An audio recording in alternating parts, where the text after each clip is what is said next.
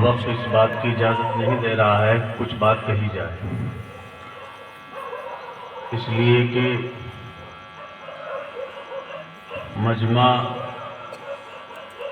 تقریباً اس بات کی چاہت میں ہے کہ جلدی سے جلسہ ختم ہو جائے، دعا ہو جائے اور ہم اپنے گھر چلے جائیں۔ لیکن میں اپنے سامنے بیٹھنے والے مہمانوں سے، بستی والوں سے یہ درخواست کروں گا کہ اس قسم کے جلسے روزانہ نہیں ہو رہے، ہر مہینے نہیں ہو رہے، سال میں 2 سال میں 3 سال میں جلسے ہوتے ہیں۔ تھوڑی سی تکلیف اور برداشت کر لیں۔ جو علماء کرام آپ کو اور ہم کو اپنی نسلوں کو بچانے کے لیے، اپنے دین ایمان کو بچانے کے لیے، اور اصل جو مقام آبکار ہمارا آخرت کا مقام ہے، اس کی طرف توجہ دلانے کے لیے جو باتیں ہم کو بتلا رہے ہیں، ان کو ہم دھیان سے سنیں، عمل کی نیت سے سنیں۔ میں اس وقت 3 باتیں عرض کروں گا، ایک پڑھائی کے تعلق سے، اور ایک اپنے ہی بچوں میں سے ایک نے کچھ نظم پڑھی تھی جو اس آیت کی ترجمانی کر رہی تھی، وَإِذَا الْمَوْءُودَةُ سُئِلَتْ۔ اور ایک چیز بیان کروں گا میں طلاق کے تعلق سے۔ عدت کے معنی آتے ہیں گننے کی۔ عدت کئی طرح کی ہوتی ہے۔ ایک عدت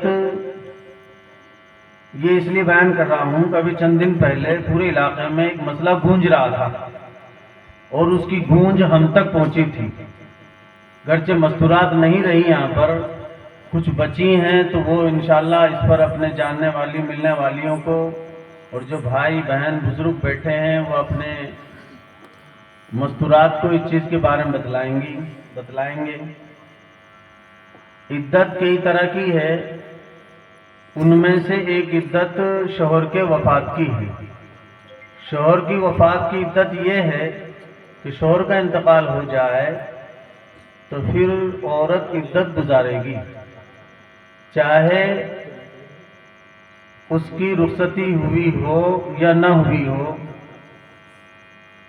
چاہے وہ بالغ ہو یا نابالغ ہو، چاہے وہ سسرال میں رہ رہی ہو یا نہ رہ رہی ہو۔ یہ صاف ستھرا مسئلہ ہے کلام پاک کا کہ جس عورت کے شوہر کا انتقال ہو جائے اس کو 4 ماہ 10 دن کی عدت گزارنی ہے۔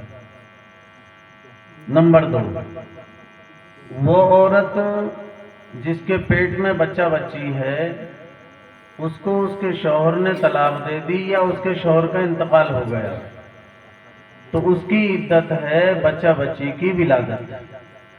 جب بھی اس کا بچہ بچی پیدا ہو جائے گا اس کی عدت پوری ہو جائے گی۔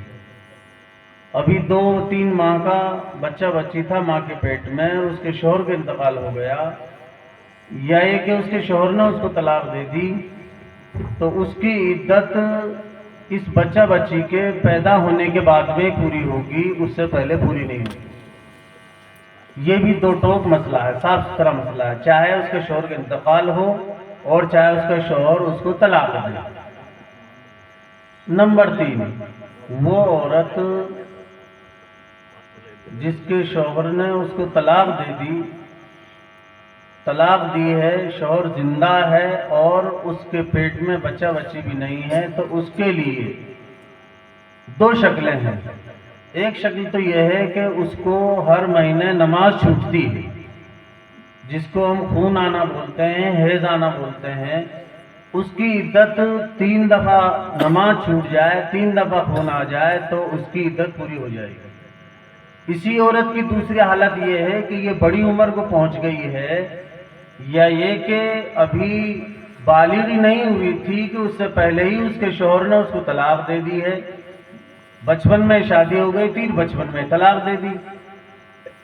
तो ऐसी औरतों की इद्दत जिनको हैज नहीं आता है वो 3 महीने। तो जिसके शौहर का इंतकाल हुआ उसके 4 माह 10 दिन, जिस माँ के पेट में बच्चा बची उसके शौहर का इंतकाल हो गया, उसके शौहर ने उसको तलाक दे दी है, उसकी इद्दत विलादत के बाद। जिसको खून आता है उसके शौहर ने उसको तलाक दे दी तो 3 खून के बाद। और जिसको हैज नहीं आता है तो उसकी इद्दत 3 महीने है। एक चीज तो ये बयान करनी है,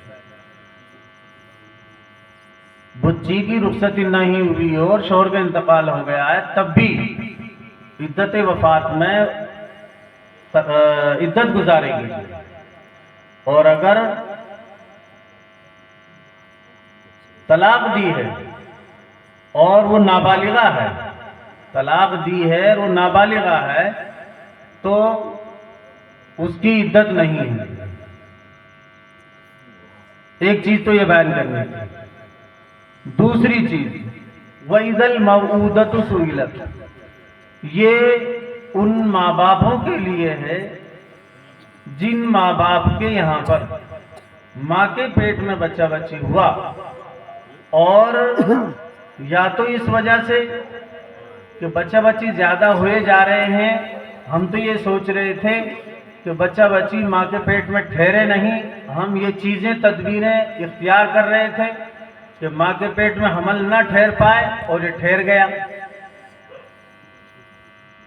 या तो इस वजह से या फिर इस वजह से कि हमल तो ठहर गया, माँ के पेट में बच्चा बच्ची तो है, हम ये चाह रहे थे कि बच्चा होना चाहिए, बच्ची नहीं होनी चाहिए। हमने डॉक्टरों से चेक करवा लिया, मालूम चला कि माँ के पेट में तो बच्ची है। तो ये 2 तरह के माँ बाप ये काम करते हैं कि उस हमारी जो बहन बेटी है, हमारी जो औलाद है माँ की पेट में, उसको जन्म होने से पहले ही, उसके बड़ा होने से पहले ही, उसकी पैदा होने से पहले ही माँ के पेट में खत्म कर देते हैं। ऐसी बच्ची से और ऐसी बच्ची के माँ बाप से कल क़यामत में अल्लाह ताला सवाल करेगा, वइज़ल मऊदतु सुइलत।